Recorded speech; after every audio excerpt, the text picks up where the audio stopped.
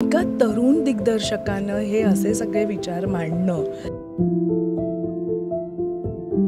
सगळ्यात मोठं द्वंद्व फाईट असते ती स्वतःशीच असते, राईट. आपण हे करतोय, आपण हे का करतोय, आपण इथे का आहोत, पर्पज काय आयुष्याचा, हे 40शीत तुम्हाला सगळे पडणारे प्रश्न असतात. कारण मुलं मोठी होतात, आई वडील अगदी त्या एजला येऊन पोचलेले असतात जिथे तुम्हाला माहिती असते की आता they have come to the fag end. तरीही ठीक आहे, ही माझी जर्नी आहे, हा माझा प्रवास आहे आणि तो मला काय वृत्तीनं जगायचं आहे, माझी एव्हरी डे ॲटिट्यूड, आपण काय मनात घेऊन जगतोय हे खूप महत्त्वाचं असतं. तिथून सुरुवात करून आपण आपली नाती, आपल्या मैत्रिणीशी नातं, आपल्या मित्राशी नातं, आपल्या पार्टनरशी, आपल्या नवऱ्याशी, कंपॅनियनशी, जे काही असेल ते, या सगळ्या गोष्टींचा विचार म्हणजे तुमचं द्वंद्व. 5 मिनिटं मी तुम्हाला प्रिटेंड काय करायला सांगितलं तर तुमचे हे केवढे नखरे. बसा.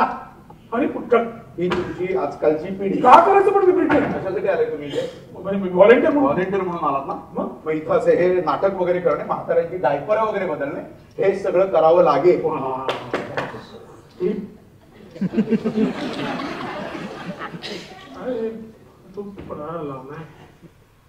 Myself doctor Hegde.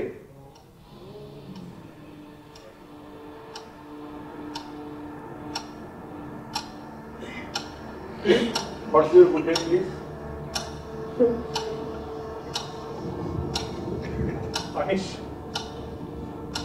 अनिश दाते.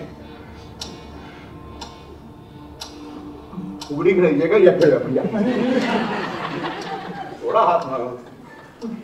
एका तरुण दिग्दर्शकानं हे असे सगळे विचार मांडणं, सो नव्हतं छान स्क्रिप्ट मिळत. छान म्हणजे मला आवडेल असं ते, त्या स्क्रिप्ट्स छान होत्या असतील. आणि तर मी एकतर खूप अशी बाप रे, हे ह्यानं लिहिलं आहे, असं सगळं मांडलं आहे, हे याच्या डोक्यात चालतं आहे, ह्यांनी आधी अचंबित झाले, मग खूप सुखावले सुद्धा की नाही मुलं आजकालची हे करत ते करत. म्हणताना तुम्ही काही प्रगल्भ विचार मांडताय, त्यात मला हेही जाणवलं की त्याला किती काही काही मांडायचं आहे, पण ते त्यातनं त्यांनी काहीतरी सिलेक्ट केलं आहे. आणि काहींना हे विचार पटतील, काहींना पटणार नाहीत, पण प्रत्येकाला विचार करायला लावतील असं मला नक्की वाटतं. आणि म्हणून अशा स्क्रिप्ट्स रंगभूमीवर येणं खूप महत्त्वाचं आहे असं वाटतं.